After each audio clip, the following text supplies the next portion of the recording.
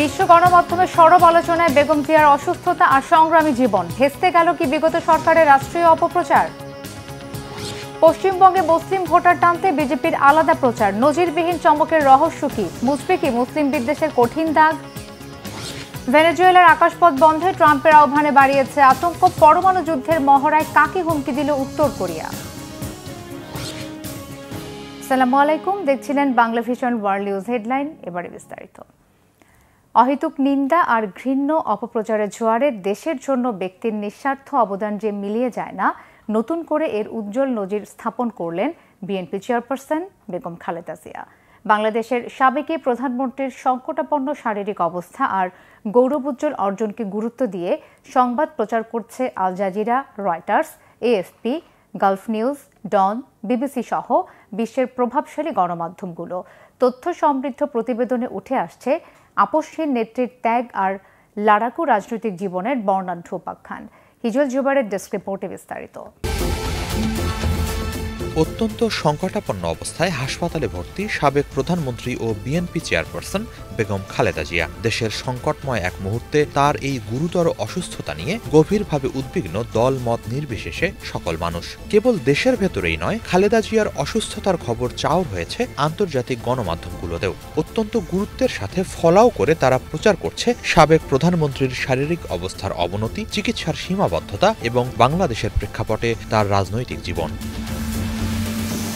অত্যন্ত সংকটজনক অবস্থায় হাসপাতালে ভর্তি বাংলাদেশের খালেদা জিয়া, এই শিরোনামে সংবাদ প্রকাশ করেছে কাতার ভিত্তিক গণমাধ্যম আল জাজিরা। খালেদা জিয়ার ব্যক্তিগত চিকিৎসক ও বিএনপির স্থায়ী কমিটির সদস্য ডাক্তার এজেড জাহিদ হোসেনের বরাত দিয়ে তারা লিখেছে, ফুসফুসজনিত জটিলতায় বর্তমানে ইন্টেন্সিভ কেয়ারে আছেন ৮০ বছর বয়সী সাবেক প্রধানমন্ত্রী।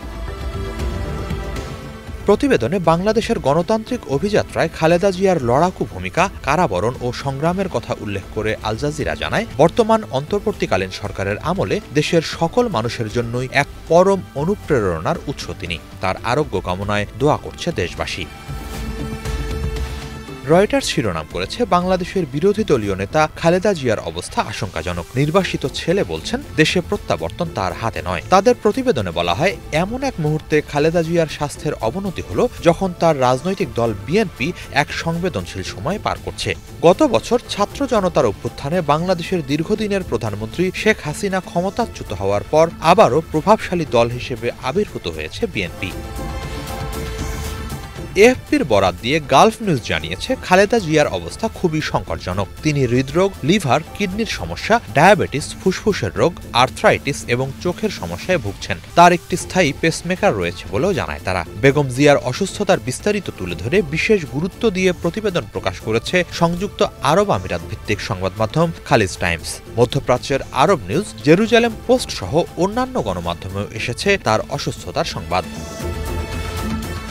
পাকিস্তানের প্রভাবশালী গণমাধ্যম ডন বাংলাদেশের সাবেক প্রধানমন্ত্রী খালেদা জিয়ার অবস্থা অত্যন্ত সংকটাপন্ন শিরোনামের সংবাদে জানিয়েছে, ৩ বার প্রধানমন্ত্রী হিসেবে দায়িত্ব পালন করা খালেদা জিয়াকে ২০১৮ সালে শেখ হাসিনার সরকারের অধীনে দুর্নীতির অভিযোগে কারাদণ্ড দেওয়া হয় এবং চিকিৎসার জন্য তার বিদেশ গমনেও নিষেধাজ্ঞা জারি করা হয়েছিল। হাসিনার ক্ষমতাচ্যুতির পরপরই গত বছর তাকে মুক্তি দেওয়া হয়। সাবেক প্রধানমন্ত্রীর সংকটাপন্ন অবস্থা ধারাবাহিকভাবে বড় আকারে সংবাদ শিরোনাম হচ্ছে ভারতীয় গণমাধ্যমগুলোতেও। দেশটির প্রভাবশালী সংবাদ মাধ্যম এনডিটিভি এ নিয়ে একাধিক সংবাদ প্রকাশ করেছে। ২৯ নভেম্বর তাদের এক প্রতিবেদনের শিরোনাম ছিল, বাংলাদেশের সাবেক প্রধানমন্ত্রী সংকটাপন্ন অবস্থায় হাসপাতালে ভর্তি। আরেক প্রতিবেদনের শিরোনাম ছিল, বাংলাদেশের সাবেক প্রধানমন্ত্রী খালেদা জিয়া নিবিড় পরিচর্যা কেন্দ্রে। ওই প্রতিবেদনে বলা হয়, ৮০ বছর বয়সী খালেদা জিয়া ২৩ নভেম্বর ফুসফুসের সংক্রমণজনিত জটিলতা নিয়ে হাসপাতালে ভর্তি হয়েছেন। তার অবস্থা খুবই সংকটজনক। বিএনপি নেতা আহমেদ আজম খানের বরাত দিয়ে এনডিটিভি জানিয়েছে, খালেদা জিয়া বর্তমানে নিবিড় পরিচর্যা কেন্দ্রে আছেন। চিকিৎসকদের সাথে আলোচনা চলছে। নেত্রীর অবস্থা স্থিতিশীল হলে তাকে উন্নত চিকিৎসার জন্য বিদেশে নেওয়া হবে। এজন্য একটি এয়ার অ্যাম্বুলেন্সও প্রস্তুত রাখা হয়েছে বলে জানান তিনি। হিজল জুবায়ের, বাংলা ভিশন। ২০২৬ সালে অনুষ্ঠেয় পশ্চিমবঙ্গের বিধানসভা নির্বাচনের জন্য মুসলিম ভোটারদের গুরুত্ব দিয়ে আলাদা প্রচারে নেমেছে ভারতের ক্ষমতাসীন দল বিজেপি। শুনতে খটকা লাগলেও ভারতীয় সংবাদ মাধ্যম দ্য ইন্ডিয়ান এক্সপ্রেসের নিবন্ধে বলা হয়েছে, মুসলিম প্রেমী ইমেজ তৈরির দিকে নজর দিচ্ছেন বিজেপি নেতারা। কট্টর হিন্দুত্ববাদী এই দলটির আচমকা পরিবর্তনের কারণ কি? এভাবে মুসলিম নিপীড়নের কঠিন দাগ মুছতে পারবে কি মোদির বিজেপি? বিজেপিতে আস্থা ফিরবে কি মুসলিম ভোটারদের? विस्तारित मीर फौजले रब्बी डेस्क रिपोर्ट है। इस देश की एक एक इंच मिट्टी पर हिंदुओं का अधिकार है। ये देश हिंदुओं का है, मुसलमानों का भी है। बिल्कुल नहीं है। ভারতীয় মুসলিমদের লক্ষ্য করে বিদ্বেষমূলক বক্তব্য, বৈষম্যমূলক আইন ও হয়রানির অভিযোগে ব্যাপক সমালোচিত ক্ষমতাসীন ভারতীয় জনতা পার্টি। তবে এতদিন কট্টর হিন্দুত্ববাদী প্রচারণা চালালেও এখন তারাই নিজেদের মুসলিম প্রেমী বলে দাবি করছে। 2026 সালের পশ্চিমবঙ্গ বিধানসভা নির্বাচন সামনে রেখে ভোট কৌশলে বড় ধরনের পরিবর্তন আনছে দলটি। বর্তমানে প্রধানমন্ত্রী নরেন্দ্র মোদীর মন্ত্রিসভায় কোনো মুসলিম মন্ত্রী নেই। বিজেপি কেন মুসলিম প্রার্থীদের টিকিট দেয় না? কেন কেন্দ্রীয় মন্ত্রিসভায় জায়গা পান না মুসলিমরা? বিভিন্ন সময় এই প্রশ্ন তুলে সরব হয়েছে বিরোধীরা। সম্প্রতি এসব প্রশ্নের সোজা সাপটা উত্তর দিয়েছেন কেরালার বিজেপি সভাপতি রাজীব চন্দ্রশেখর। তার স্পষ্ট দাবি, মুসলিমরা বিজেপিকে ভোট দেন না, তাই মন্ত্রীও করা হয় না। তবে বিহার বিধানসভা নির্বাচনে সাফল্যের পর এবার পশ্চিমবঙ্গের মুসলিম ভোটারদের জন্য আলাদা প্রচারে নেমেছে বিজেপি। 29 নভেম্বর এক নিবন্ধে এমনটাই জানিয়েছে ভারতীয় সংবাদ মাধ্যম দ্য ইন্ডিয়ান এক্সপ্রেস। পশ্চিমবঙ্গের নবনিযুক্ত বিজেপি সভাপতি শ্রমিক ভট্টাচার্য দলের ইমেজ নতুন করে সাজানোর দিকে নজর দিয়েছেন। আর তাই গত জুলাইয়ে দায়িত্ব নিয়ে প্রথম ভাষণেই তিনি মুসলিমদের একঘরে করে না রাখার বার্তা দিয়েছেন। তিনি বলেছেন, আমরা সংখ্যালঘুদের বিরুদ্ধে নই, মুসলিমদের বিরুদ্ধে আমাদের যুদ্ধ নয়। আমরা চাই রাজ্যে মহরম এবং দুর্গাপূজার শোভাযাত্রা একসঙ্গে হোক। 6 মাসের এক কন্যা ছিল, 9 মাসে তার গর্ভ হলো, গান আছে না, 11 মাসে 3টি সন্তান আমরা ভেবে করব কি? আজকে সেই অবস্থা পশ্চিমবঙ্গে তৈরি হয়েছে। সম্প্রতি নির্বাচন কমিশনের ভোটার তালিকা পুনর্বিবেচনা বা SIR নিয়ে বিহারে অনুপ্রবেশকারী উচ্ছেদের দাবি তুললেও পশ্চিমবঙ্গে বিজেপি বলছে তারা রাষ্ট্রভক্ত মুসলিমদের বিরুদ্ধে নয়। আগে উগ্র হিন্দুত্ববাদী প্রচারণা চালালেও এবার সুর নরম করেছেন দলের আরেক মুখ্য নেতা শুভেন্দু অধিকারীও। বিহার নির্বাচনে জয়ের পর তিনি বলেছেন, বিজেপি কখনো মুসলিম বিরোধী নয়, আমরা শুধু অনুপ্রবেশকারী ও রোহিঙ্গাদের বাদ দিতে চাই। বিহার ও পশ্চিমবঙ্গের রাজনৈতিক চরিত্র এক নয়। বিহারে জাতিগত সমীকরণ বড় ভূমিকা রাখলেও পশ্চিমবঙ্গে ধর্মীয় মেরুকরণ তুলনামূলক দুর্বল। সেখানে প্রায় 30% মুসলিম ভোটার, যাদের প্রভাব রয়েছে বহু আসনে। 2021 সালের বিধানসভা ও 2024 সালের লোকসভা নির্বাচনে এই ভোটের বেশিরভাগই গেছে তৃণমূল কংগ্রেসের ঝুলিতে। অনেক আসনে মুসলিমরা সংখ্যাগরিষ্ঠ না হলেও ভোটের ফল পাল্টে দিতে পারেন তারা। ফলে বিহার নির্বাচন থেকে শিক্ষা নিয়ে এবার সেসব ভোট পুরোপুরি হারাতে চাইছে না বিজেপি। বিশ্লেষকদের মতে পশ্চিমবঙ্গের জয়ের লক্ষ্যে দীর্ঘমেয়াদী এক রোডম্যাপ নিয়ে আগাচ্ছে বিজেপি। গত 3 জুলাই পশ্চিমবঙ্গ বিজেপির সভাপতি হিসেবে দায়িত্ব নেন শ্রমিক ভট্টাচার্য। কেন্দ্রীয় নেতৃত্ব এমন একটা মুখ খুঁজছিল যিনি কিছুটা নিরপেক্ষ এবং যার সঙ্গে অন্দরের দুই গোষ্ঠীরই সম্পর্ক ঠিকঠাক। আর সেই বিচারে শ্রমিকই ছিলেন পারফেক্ট ম্যাচ। ফলে পশ্চিমবঙ্গে বিজেপির নেতিবাচক ভাবমূর্তি পাল্টে দেওয়ার গুরু দায়িত্ব তার কাঁধেই পড়েছে। প্রতিশ্রুতি অনুযায়ী শ্রমিক পশ্চিমবঙ্গ থেকে তৃণমূল সরকারকে সরানোর পাশাপাশি রাজ্যে সাম্প্রদায়িক সম্প্রীতি রক্ষা করতে পারেন কিনা সেটি এখন দেখার বিষয়। মীর ফজলে রাব্বি, বাংলা ভিশন। ভেনেজুয়েলার আকাশপথ পুরোপুরি বন্ধ হিসেবে বিবেচনার আহ্বান জানিয়েছেন যুক্তরাষ্ট্রের প্রেসিডেন্ট ডোনাল্ড ট্রাম্প। এতে মার্কিন হামলার আশঙ্কা আরও জোরালো হলো বলে মনে করছেন আতঙ্কিতরা। একে ঔপনিবেশিক হুমকি বলেছেন ভেনেজুয়েলার প্রেসিডেন্ট নিকোলাস মাদুরো। সামাজিক মাধ্যম ট্রুথ সোশ্যাল এক পোস্টের মাধ্যমে সব এয়ারলাইন্স, পাইলট, মাদক চোরা কারবারি ও মানব পাচারকারীদের উদ্দেশ্য এমন আহ্বান জানিয়েছেন প্রেসিডেন্ট ট্রাম্প। ওই পোস্টে ভেনেজুয়েলার আকাশপথ বন্ধ হিসেবে বিবেচনা করতে বলেছেন তিনি। অবশ্য এ বিষয়ে আর বিস্তারিত কিছু বলেননি ট্রাম্প। এতে ভেনেজুয়েলার প্রেসিডেন্ট নিকোলাস মাদুরোর সঙ্গে ট্রাম্প প্রশাসনের টানাপোড়েন নতুন পর্যায়ে প্রবেশ করল। মাদুরো বলেছেন, ট্রাম্পের বক্তব্য ভেনেজুয়েলার জনগণের বিরুদ্ধে আরেকটি অদ্ভুত, অবৈধ, অযৌক্তিক আগ্রাসন। কয়েকদিন আগে মার্কিন বিমান চলাচল নিয়ন্ত্রক কর্তৃপক্ষ ভেনেজুয়েলার আকাশকে উড্ডয়নের জন্য ঝুঁকিপূর্ণ বলে সতর্ক করেছে। এরপর বেশ কয়েকটি আন্তর্জাতিক এয়ারলাইন্স ভেনেজুয়েলায় তাদের ফ্লাইটের আসা যাওয়া স্থগিত করে। থমথমে এই পরিস্থিতিতে গত সপ্তাহে 6টি বিমান পরিবহন সংস্থার উপর নিষেধাজ্ঞা আরোপ করেছে কারাকাস। এদিকে উত্তর কোরিয়ায় বিমান বাহিনীর ৮০তম প্রতিষ্ঠাবার্ষিকীতে নয়া চমক দেখালেন দেশটির রহস্যময় নেতা কিম জং উন। সমর কৌশলের নাটকীয় পরিবর্তনের ইঙ্গিতে ঘোষণা দিয়েছেন এখন থেকে পারমাণবিক প্রতিরোধ ব্যবস্থায় যুক্ত হবে বিমান বাহিনীও, যা বৈরী প্রতিবেশী দক্ষিণ কোরিয়া ছাড়াও মার্কিনপন্থী মিত্রদের জন্য গুরুতর সতর্কবার্তা হিসেবে দেখছেন বিশ্লেষকরা। গুরুত্বপূর্ণ আয়োজনে নিজের মেয়েকে নিয়ে কিমের অংশগ্রহণও দিচ্ছে ভিন্ন বার্তা। এমন শক্তি প্রদর্শনের মাধ্যমে আঞ্চলিক যুদ্ধের বার্তা দিচ্ছে কি উত্তর কোরিয়া? হাফিজুল ইসলামের ডেস্ক রিপোর্টে বিস্তারিত। বিশ্বজুড়ে পশ্চিমাদের আতঙ্ক জাগিয়ে নতুন এক সামরিক ধাপে পা রাখছে উত্তর কোরিয়া। সম্প্রতি দেশটির বিমান বাহিনীর ৮০তম প্রতিষ্ঠা বার্ষিকীতে হাজির হয়ে কিম জং উন ঘোষণা দিলেন পারমাণবিক যুদ্ধ প্রতিরোধ ব্যবস্থায় এখন থেকে সরাসরি যুক্ত হবে নর্থ কোরিয়ান এয়ারফোর্স। পিয়ংইয়ং এর সামরিক উচ্চাকাঙ্ক্ষা নিয়ে আন্তর্জাতিক মহলের উদ্বেগ যখন তুঙ্গে, সেই সময়ে কিমের এমন কৌশলী বক্তব্য প্রতিবেশী দক্ষিণ কোরিয়া সহ মার্কিনপন্থী আঞ্চলিক মিত্রদের জন্য হয়ে দাঁড়াবে মাথাব্যথার আরেকটি কারণ। প্রশ্ন উঠেছে, কিমের রহস্যময় বক্তব্যের পেছনে কি রয়েছে যুদ্ধের হুমকি? বিমান বাহিনীর জমকালো অনুষ্ঠানে কেবল বক্তব্য দিয়েই থামেননি কিম জং উন, বরং তার উপস্থিতিও ছিল একেবারে নাটকীয়। দীর্ঘ লেদার কোট পরে নিজের মেয়েকে পাশে নিয়ে তিনি দেখলেন যুদ্ধবিমানের মহড়া। রাষ্ট্রীয় সম্প্রচার মাধ্যমে দেখানো হয়েছে শক্তি প্রদর্শনের পুরো কার্যক্রম। প্রচারিত ফুটেজে দেখা যায় আকাশ নজরদারি প্ল্যাটফর্ম সহ বিভিন্ন আধুনিক বিমান ঘুরে দেখেন কিম। বিশ্লেষকদের অনেকে মনে করছেন এটি এক ধরনের সতর্কবার্তা। উত্তর কোরিয়ার আকাশ প্রতিরক্ষা এখন আরও জোরালো। কিম হয়তো দেখাতে চাইছেন সেরকম কিছুই।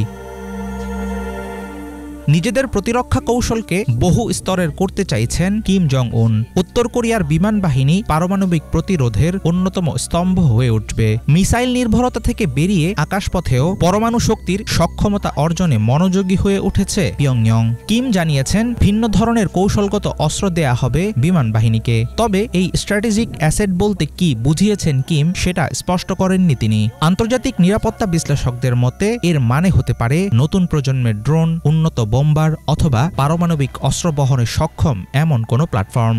দেশটির সামরিক নীতিতে বড় পরিবর্তন আসছে বলে ধারণা করা হচ্ছে। এমন পরিস্থিতিতে ইচ্ছাকৃত অস্পষ্টতার মাধ্যমে শত্রুপক্ষকে বিভ্রান্তিতে রেখে কাজ গোছাতে চান উত্তর কোরীয় নেতা, এমনটাও মনে করছেন অনেকে। বিমান বাহিনীর প্রতিষ্ঠাবার্ষিকীর অনুষ্ঠানে আবারও নজর কেড়েছে কিম জং উনের মেয়ের উপস্থিতি। একের পর এক সামরিক ইভেন্টে তাকে দেখা যাওয়ায় আন্তর্জাতিক মহলে ধারণা জোরালো হচ্ছে যে নিজের ভবিষ্যৎ উত্তরাধিকারী হিসেবে মেয়েকে সবার সামনে তুলে ধরছেন কিম। কিম জং উনের বেপরোয়া অবস্থানের জেরে পরিস্থিতি কতটা উত্তপ্ত হয়ে উঠবে এর উপর অনেকাংশেই নির্ভর করবে আঞ্চলিক শান্তি। হাফিজুল ইসলাম, বাংলা ভিশন।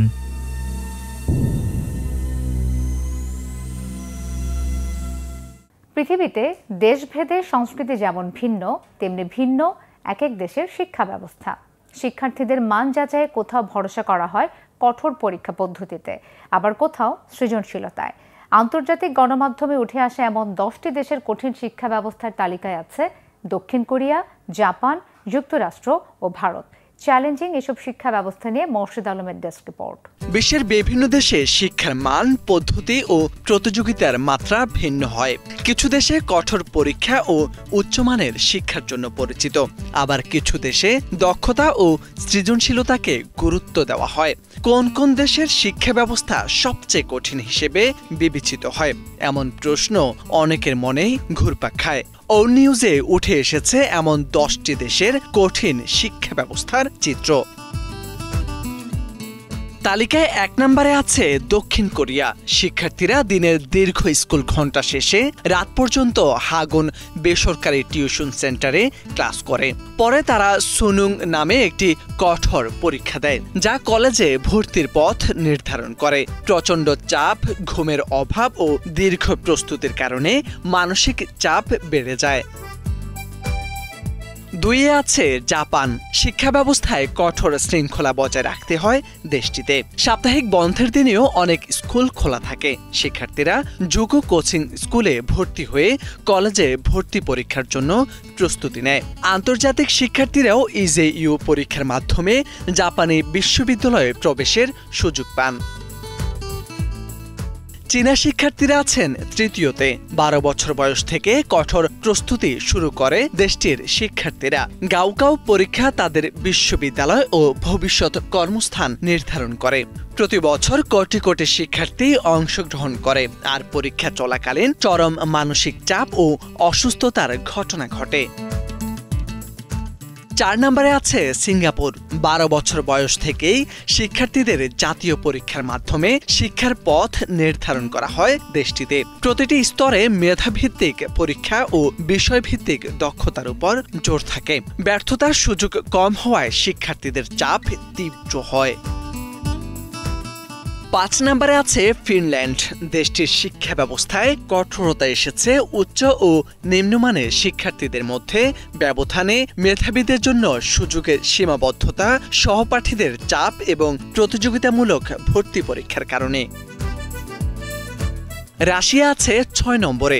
রাশিয়ার শিক্ষা ব্যবস্থা মুখস্থ বিদ্যা, শৃঙ্খলা ও প্রতিযোগিতার উপর নির্ভরশীল। ইউনিফাইড টেস্ট পরীক্ষা শিক্ষার্থীদের বড় চ্যালেঞ্জ। ছোটবেলা থেকে ভারী পড়াশোনা শুরু হয়, কোচিং প্রয়োজন হয়, ফলে চাপ বৃদ্ধি পায়।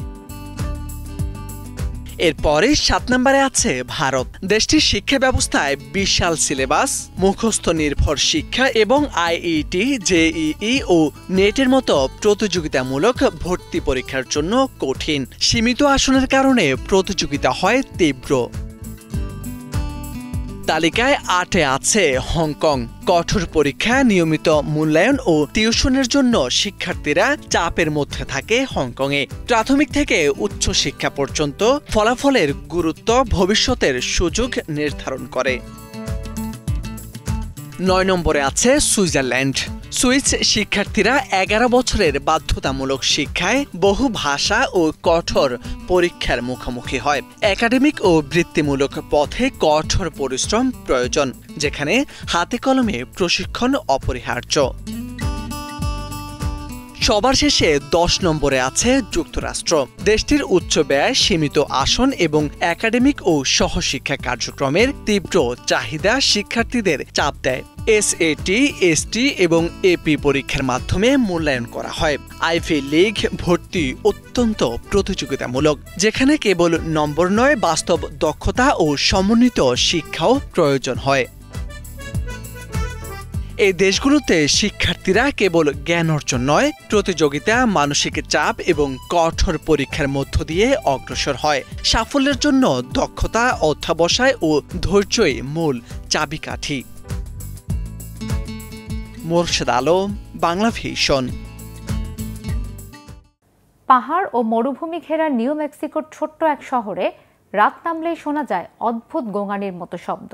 কারো কারো ধারণা এর উৎপত্তিস্থল মাটির নিচে। সবচেয়ে আশ্চর্যের বিষয় হচ্ছে শহরের শুধু 5% মানুষের কানে বাজে এই শব্দ। অজানা আতঙ্কে উড়ে যায় রাতের ঘুম। 1990 সাল থেকে লাগাতার গবেষণার পরেও খোঁজ মেলেনি শব্দের উৎসস্থলের। রহস্যে ঘেরা হাম অফ টাউস নিয়ে আরো জানাচ্ছেন ইমরান মাহমুদ। নিউ মেক্সিকোর একটি ছোট্ট শহর টাউস বহু বছর ধরে এক রহস্যের জন্য বিখ্যাত। রহস্যটি হলো দ্য হাম অফ টাউস, অর্থাৎ এক ধরনের অদ্ভুত গুনগুন শব্দ যা অনেকেই শুনতে পান, কিন্তু তার উৎস আজও অজানা। সবচেয়ে বিস্ময়ের ব্যাপার হচ্ছে শহরের সবাই এই শব্দ শোনেন না। কেউ বলেন এটি দূর থেকে ভেসে আসা কোনো ইঞ্জিনের শব্দের মতো, আবার কেউ বলেন এটি যেন মাটির নিচ থেকে আসা গভীর গোঙানির মতো ভাইব্রেশন। টাউস শহরটি খুবই পুরনো। টাইমস অফ ইন্ডিয়াতে প্রকাশিত একটি প্রতিবেদনে বলা হয়েছে শহরটি নেটিভ আমেরিকান, স্প্যানিশ এবং মেক্সিকান সাংস্কৃতিক প্রভাবে মিলেমিশে গড়া। পাহাড়, মরুভূমি আর নীরবতার মাঝে থাকা এই স্থানে রাতের পরিবেশ আরও শান্ত হয়ে যায়, আর তখনই সবচেয়ে বেশি শোনা যায় রহস্যময় গোঙানির শব্দটি। লাইফ সায়েন্সে প্রকাশিত একটি প্রতিবেদন মতে স্থানীয়দের মাত্র 2 থেকে 5% মানুষই এই শব্দটি শুনতে পান, অর্থাৎ শুধুমাত্র কিছু মানুষের কানেই ধরা পড়ে রহস্যময় সেই শব্দ। অনেকেই বলেন শব্দটি বেশি শোনা যায় গভীর রাতে, বিশেষ করে যখন চারপাশে কোনো গাড়ির শব্দ, ট্রাফিক বা মানুষজন থাকে না। থ্রিল লিস্টে প্রকাশিত একটি রিপোর্টে বলা হয়েছে কেউ কেউ এই শব্দে ঘুমাতে পারেন না, সারা রাত ছটফট করেন, এমনকি মাথা ব্যথা বা মানসিক অস্বস্তিতেও ভোগেন। আবার অনেকে বলেন শব্দটি শুনলেও এতে কোনো অস্বস্তি হয় না, বরং অদ্ভুত কৌতূহল জাগে। বিজ্ঞানীরা এই রহস্য নিয়ে বহু গবেষণা করেছেন। 1990 সালের পর বিষয়টি আন্তর্জাতিকভাবে আলোচনায় আসে। ডিসকভারি ইউকেতে প্রকাশিত একটি প্রতিবেদনে বলা হয়েছে, সরকারের পক্ষ থেকেও শব্দটির উৎস খুঁজে বের করার চেষ্টা হয়েছিল, কিন্তু কোনো স্পষ্ট ব্যাখ্যা পাওয়া যায়নি। পাবমেডে প্রকাশিত একটি বৈজ্ঞানিক গবেষণায় উল্লেখ করা হয়েছে যে এই ধরনের শব্দ হয়তো পরিবেশগত নয়, বরং মানুষের কান বা মস্তিষ্কেই কোনো বিশেষ কারণে তৈরি হতে পারে, যা শ্রবণ বিভ্রমের মতো, কিন্তু তা সবার ক্ষেত্রে ঘটে না বলে বিষয়টি এখনও রহস্যে ঘেরা। এনবিসি নিউজে উল্লেখ করা হয়েছে, কিছু গবেষক বলেন শব্দটি হতে পারে দূরবর্তী শিল্প কারখানার কম ফ্রিকোয়েন্সির কম্পন। আবার কেউ কেউ মনে করেন এটি ভূতাত্ত্বিক কারণ, যেমন মাটির নিচে টেকটনিক প্লেটের নড়াচড়া বা ক্ষীণ ভূমিকম্পের তরঙ্গ। অন্যদিকে আইএফএল সায়েন্সের এক প্রতিবেদনে বলা হয়েছে, কিছু মানুষ মনে করেন এটি হয়তো গোপন সামরিক প্রযুক্তি বা অস্ত্র পরীক্ষা করার প্রভাব। শত চেষ্টা হলেও আজও দ্য হাম অফ টাউসের উৎস নিশ্চিতভাবে জানা যায়নি।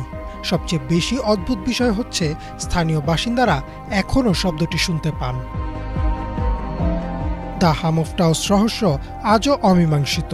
কেউ বলেন এটি প্রাকৃতিক গোপন সিগন্যাল, কেউ বলেন প্রযুক্তির অদেখা প্রতিধ্বনি। তবে একটি বিষয় নিশ্চিত, টাউস শহরের রাত যত গভীর হয়, রহস্যটি ততই ঘনীভূত হয়। শব্দটি আছে, কিন্তু তার অস্তিত্বের প্রমাণ নেই।